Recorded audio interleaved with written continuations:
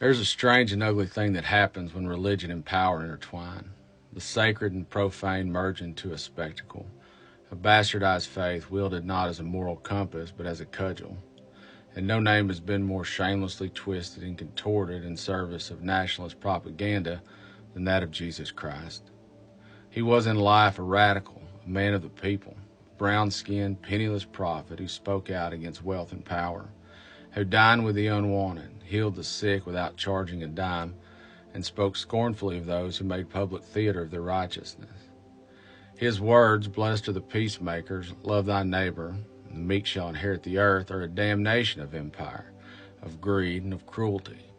He flipped the money changers' tables in the temple, condemning the commercialization of faith, and yet in America his name has been hijacked and repurposed to bless the very evils he stood against. The American nationalist movement has performed a stunning alchemy, transforming the figure of Christ from a revolutionary into a corporate logo, a golden calf for power-hungry politicians to parade before the masses. His image has been stripped of its historical truth and replaced with that of a flaxen-haired, blue-eyed warlord who waves the banner of empire. This isn't Christ of Nazareth. This is Jesus Christ's trademark.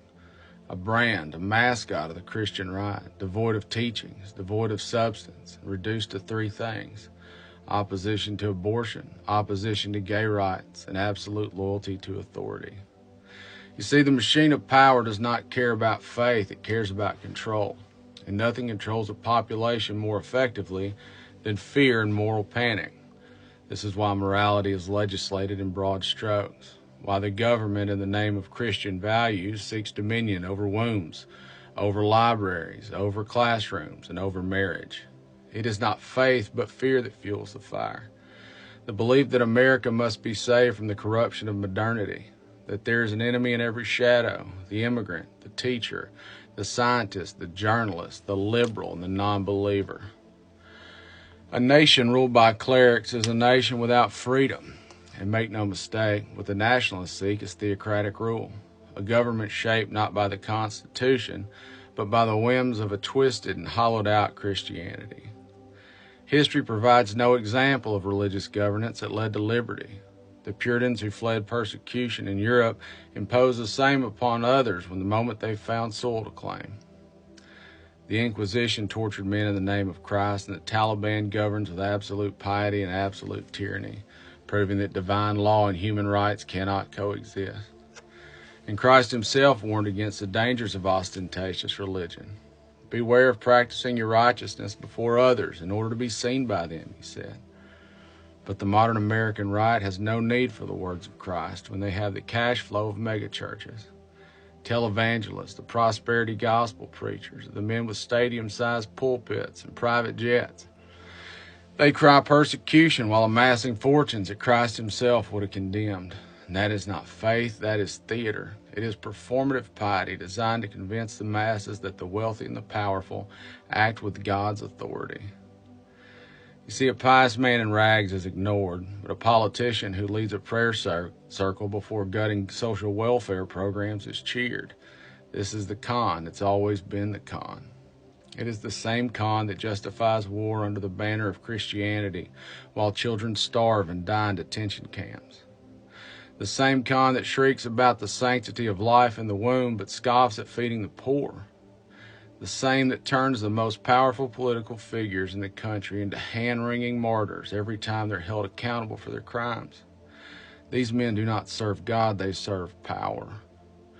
And no law should exist to legislate morality, because morality, real morality, cannot be imposed by force. A society ruled by dictated virtue will always breed oppression. And the question will always remain, who decides? Who determines what's moral enough, Christian enough, godly enough? There will always be a priest, a politician, a fanatic eager to claim the role of moral arbiter, and they will always demand more purity, more obedience, more sacrifice of personal freedom for the illusion of righteousness. This is why the law must exist, not to enforce faith, but to guarantee freedom.